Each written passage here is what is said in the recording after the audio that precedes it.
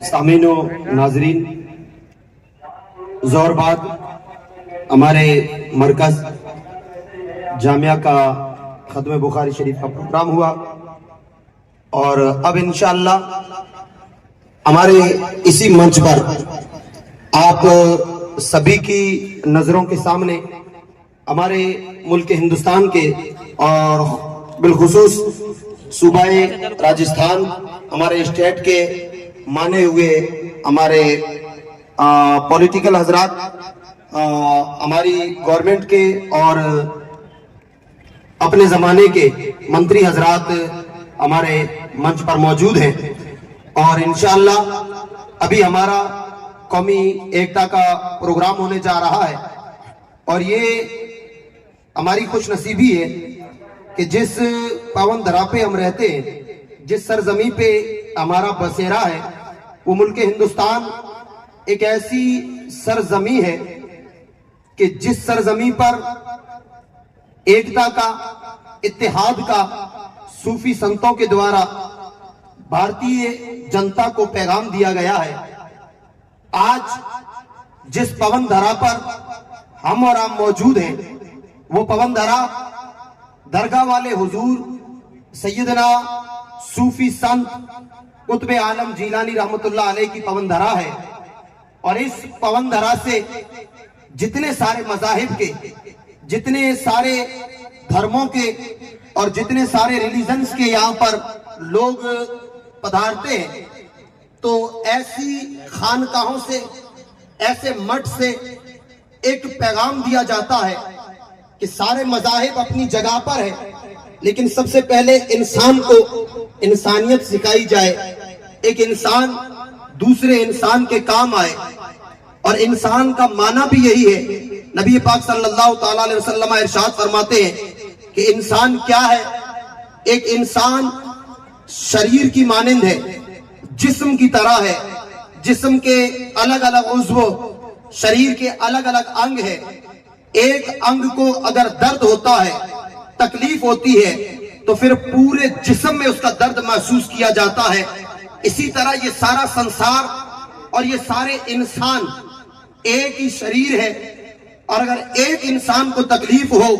تو سارے انسانوں کو اس کا درد محسوس ہونا چاہیے۔ اور یہ پیغام ہمیں ملک ہندوستان کے ہر مٹھ سے اور ہر درگاہ سے اور ہر صوفی کے دربار سے ملتا ہے، اور یہی پیغام آج جس سرزمین پر ہم اور آپ سبھی موجود ہیں اور ہم یہاں پر جتنے سارے حضرات بیٹھے ہیں، تو ان سبھی کو یہ پیغام دیا جاتا ہے۔ مجھے ہمارے ہندوستان کے ایک مشہور و معروف سنت گزرے ہیں جن کا نام ہے کبیر داس۔ ان کے دوہے اگر کوئی بھی انسان پڑھے تو ان کے دوہے ایک ایسے دوہے ہیں کہ انسان کو سیدھی راہ چلاتے ہیں اور انسان کو زہر سے نکال کر کے انسانیت سکھاتے ہیں۔ انہوں نے ایک جگہ پر کہا تھا کہ ذاتی نہ پوچھو سادھو کی، پوچھ لیجئے گیان۔ اگر آپ کسی بھی سادھو، سنت، پیر، فقیر کی کٹیا میں جاتے ہیں، آپ ان کے مٹھ میں جاتے ہیں، آپ ان کی درگاہ پہ جاتے ہیں، آپ کے گھر کے سامنے اگر کوئی سادھو آتا ہے، آپ کے دوار پر کوئی فقیر آتا ہے، کوئی سنت آتا ہے، تو کبیر داس کہتے ہیں کہ ذاتی نہ پوچھو سادھو کی، پوچھ لیجو گیان، مول کرو تلوار کا، پڑا رہن دو میان۔ کبیر داس کہتے ہیں کہ سادھو اگر تمہارے دوار پہ آئے یا تم اگر سادھووں کے دوار پہ جاؤ تو سادھووں کی ذات نہ پوچھو کہ ہندو ہے یا مسلمان ہے یا فلاں ہے کہ فلاں ہے۔ آپ کا کام ہے سادھو سے گیان لینا۔ آپ گیان کی بات پوچھیں کہ خدا کیسے ملے گا، انسانیت کی خدمت کیسے ہوگی، یہ چیزیں آپ سادھو سے پوچھ سکتے ہیں۔ اسی طرح مثال دیتے ہیں کہ آپ جب بازار میں جاتے ہیں اور آپ کو تلوار خریدنی ہے تو آپ بھاؤ صرف تلوار کا کریں گے، آپ کو میان کا بھاؤ کرنے کی ضرورت نہیں ہے۔ تو آج آپ اور ہم سبھی حضرات جس پون دھرا پر بیٹھے ہیں، میں وہ ہمارے معزز مہمان جو ادھر گیٹ پر کھڑے ہیں، ان سے میری مؤدبانہ گزارش رہے گی کہ آپ حضرات جو دور و دراز کھڑے ہیں تو آپ اس عظیم پنڈال کے اندر تشریف لے آئیں، क्योंकि आज हम जिस पवन धरा पर मौजूद है, जिस खानका पर मौजूद है, ये ऐसी खानकाहें हैं, ये ऐसी दरगाहें हैं, ये ऐसी पवित्र सरजमी है कि जिसके बारे में अभी मैंने बताया, संत कबीर दास ने जो कहा वही आगे एक और जगह पर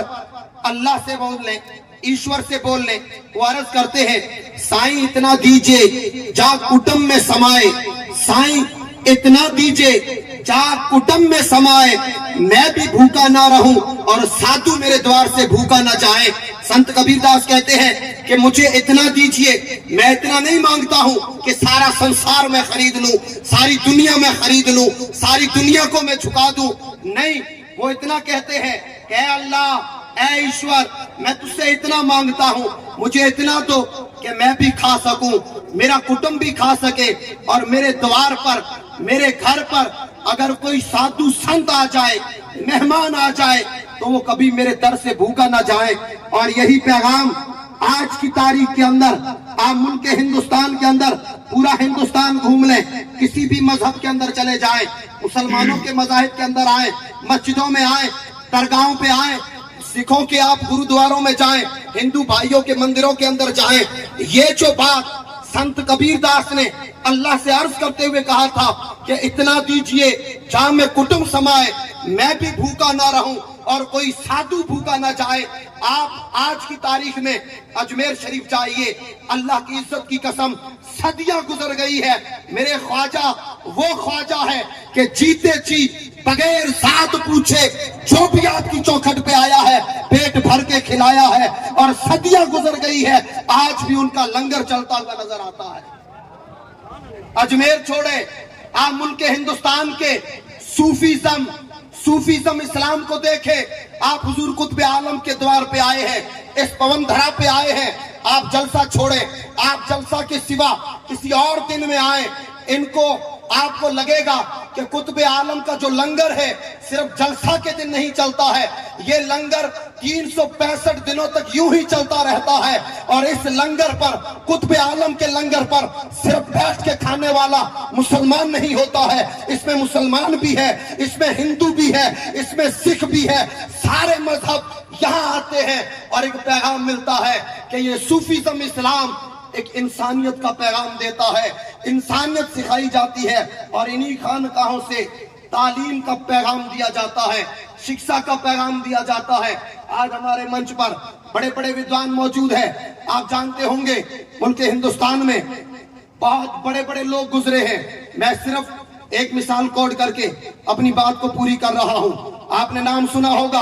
आज भी मुल्क हिंदुस्तान जिसके नाम पर नाज करता है, जिसके नाम पर हर भारतवासी को फख्र होता है, और जब उसका नाम आता है हर हिंदुस्तानी अपना सर ऊंचा करता है। मैं कसम के साथ कहता हूं, ये मेरा दावा है और साबित भी होता है कि मुल्क हिंदुस्तान को अगर किसी ने अमेरिका के सामने आंखें दिखाने की ताकत दी है, चाइना के सामने आंखें दिखाने की ताकत दी है, अदर कंट्रीज के सामने आंखें दिखाने की ताकत दी है, तो उस शख्स का नाम, उस व्यक्ति का नाम, उस महान पुरुष का नाम एपीजे अब्दुल कलाम था, जिसके नाम को हिंदुस्तान का बच्चा बच्चा अपने दिल में बसा करके रखता है। और सुने, वो एपीजे अब्दुल कलाम, बड़े बड़े विद्वान मौजूद है यहाँ पर, मैं सिर्फ एक मुख्तसर सी बात कहना चाहता हूँ। वो एपीजे अब्दुल कलाम, अल्लाह माफ करे और दूसरों की बातें छोड़े, वो एपीजे अब्दुल कलाम जब दुनिया से जाता है, कोई भी इंसान दुनिया से जाता है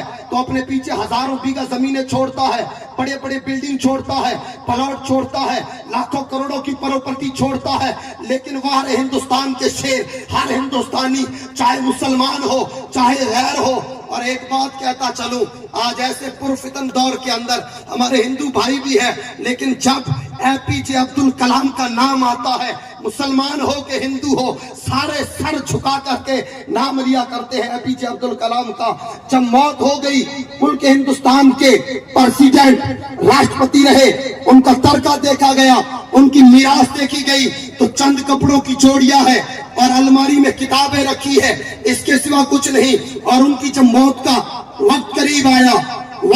आया तो वो एक वसीयत करते हैं, और वो वसीयत सिर्फ और सिर्फ एक मुसलमान को नहीं, एक हिंदू को नहीं, एक सिख को नहीं, ایک عیسائی کو نہیں، ہر ہندوستان واسی کو وہ ایک وصیت و نصیحت کرتے ہیں، اور خاص کر ان کی یہ وصیت آخری بات دہلی تک پہنچائی جاتی ہے۔ وہ دہلی کے بڑے بڑے ممبران، لیڈران، پولیٹیکل حضرات تک اپنی بات کہتے ہیں۔ آپ اور ہم سب جانتے ہیں کہ جب ہمارے ملک ہندوستان میں یا دنیا کے کسی بھی ملک میں، کسی بھی دیش میں اگر کسی بڑے نیتا کی موت ہوتی ہے تو شوق منایا جاتا ہے، اور شوق میں کیا کیا جاتا ہے؟ ملک کا جھنڈا آدھا جھکا دیا جاتا ہے، دھوج کو آدھا جھکا دیا جاتا ہے، اور اس کے شوق کے اندر کالجوں کی، اسکولوں کی 1 دن کی، 2 دن کی، 3 دن کی چھٹی کر دی جاتی ہے۔ لیکن سنو، ہمارا اے پی جے عبد الکلام وہ اے پی جے عبد الکلام تھا کہ موت سے پہلے اس نے یہ وصیت کی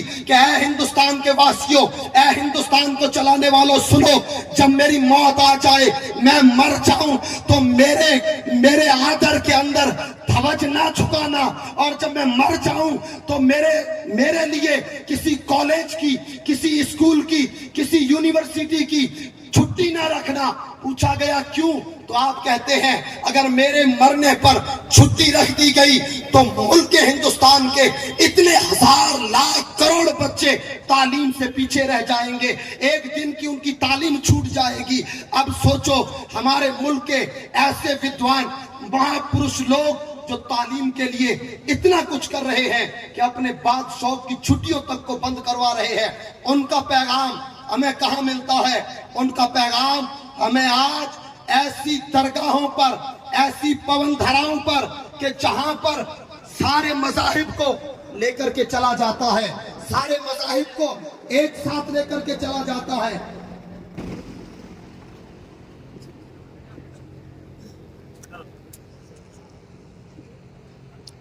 بیٹھ جائیں سبھی حضرات۔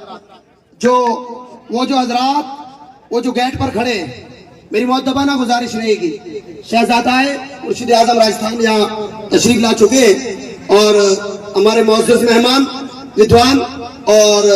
بڑے دیش کے لوگ یہاں پر ہمارے بیچ میں موجود ہیں۔ میں کہہ رہا تھا کہ یہ ہماری جو خانقاہ اسلام،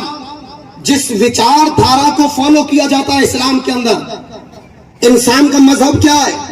انسان کا دھرم کیا ہے، انسان کا مذہب، انسان کا دھرم، اس کی وچار دھارا ہے۔ وہ وچار دھارا کیا ہے کہ اگر ناحق پر اٹھے شمشیر تو شمشیر بھی فتنہ، بے قصور پر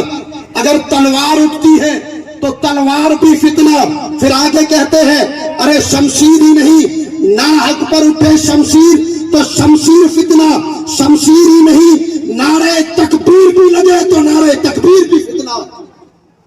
ناحق پر اگر کوئی تلوار اٹھا کر ناحق کو مارا جائے، پھر اگر نعرہ تکبیر بھی لگایا جائے تو وہ نعرہ تکبیر بھی فتنہ ہے۔ اسلام ایک صوفیزم مذہب ہے، اور اسلام ہمیں کہاں ملے گا؟ اسلام کو جاننے کے لیے، اسلام کو پہچاننے کے لیے ہمیں آنا پڑے گا حضور قطب عالم کی درگاہ پر۔ اسلام کو جاننے کے لیے ہمیں اجمیر محلہ خواجہ معین الدین کی بارگاہ میں جانا پڑے گا۔ مذہب اسلام کو سمجھنے کے لیے ہم لوگوں کو بزرگوں کے پاس میں جانا پڑے گا۔ اور یہی مثال میں دیتا چلوں، ہندوستان میں ہمارے ہندو بھائی جن کی سب سے زیادہ پوجا کرتے ہیں، مہا پرشوتم شری رام کے بارے میں بتاتا چلوں کہ مہا پرشوتم شری رام نے ساری زندگی اپنا لباس، آج جو پوتر مانا جاتا ہے ہندو مذہب کے اندر، وہ لباس تھا بھگوا، پیلا کلر، اور وہی بھگوا کلر جو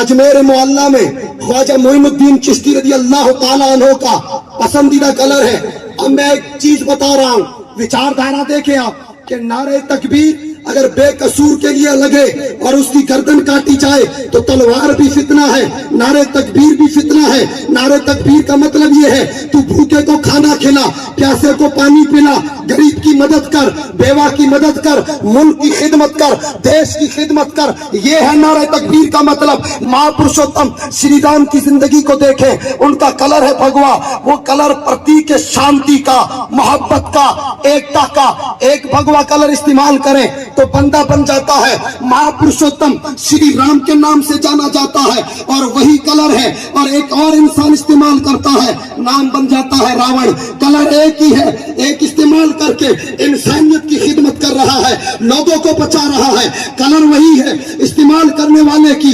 विचारधारा ये है कि धर्म कहता है इंसानियत की खिदमत कर, गरीबों की खिदमत कर। वही कलर ओढ़कर महापुरुषोत्तम श्री राम चले तो फिर इंसानियत की खिदमत करते हैं, और उसी कलर का लिबादा ओढ़ करके अगर रावण धरती पे आए तो लोगों का कत्लेआम मचाए। इसलिए साबित ये होता है कि अपनी विचारधाराएं हिंदू भाई श्री राम से जोड़ के रखे, मुसलमान अपनी विचारधारा, अपने मजहब को समझना, अपने इस्लाम को समझना है तो सबसे पहले इस्लाम को समझने के लिए, इस्लाम को परखने के लिए, इस्लाम को जांचने के लिए किसी के पास आने की जरूरत नहीं है। संत कबीरदास ने कहा था, साथी न पूछो साधु की, पूछ लीजो ज्ञान। जो भी साधु मिले तुम्हें साथ नहीं पूछनी है, साधु से पूछना है तो साधु से ज्ञान की बात पूछा करें। ये पैगाम खानकाहों से, दरगाहों से, सूफी संतों से, मठ से इंसानियत का पैगाम दिया जाता है। और यहाँ हमारे इस मरकज अकीदत व मोहब्बत मुसलमानों के नक्शबंदिया मठ पर आज जितने सारे जायरीन पधारे हैं, हमारे भाई पधारे हैं, हम खानका की तरफ से कायदे मिल्लत सूफी संत हुजूर पीर सैयद गुलाम हुसैन शाह जीलानी मद्दसुल आली व नूरानी की तरफ से आए हुए सभी मेहमानों का मोस्ट वेलकम करते हैं, आपका स्वागत करते हैं। और हमारे जो मेहमान मौसम यहाँ मंच पर विराजमान है, हम इनका भी स्वागत करते हैं। ये हमारा मजहब इस्लाम है और सूफीज़म कहता है मोमिन मुसलमान आए तेरे सीने से लगा ले, हिंदू भाई भी आए तेरे सीने से लगा ले। रहना है तो सच्चा मोमिन मुसलमान बन के रह, और मुसलमान वो होता है। और मुसलमान कैसा बनना है? मुसलमान बनना है तो मैंने पहले बताया एपीजे अब्दुल कलाम जैसा बन। मुसलमान बनना है तो अब्दुल हमीद जैसा मुसलमान बन। मुसलमान बनना है तो अशफाकुल्लाह खान जैसा मुसलमान बन कि तू मर जाए लेकिन तेरा नाम हिंदुस्तान में सदियों तक आबाद रहे। इसलिए मैं आपसे गुजारिश करूंगा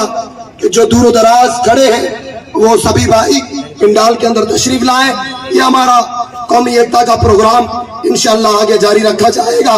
और हमारे जो यहाँ पॉलिटिकल हजरात तशरीफ लाए हैं उनके अनमोल उनकी बातें भी हमें सुनने को मिलेगी। जय हिंद।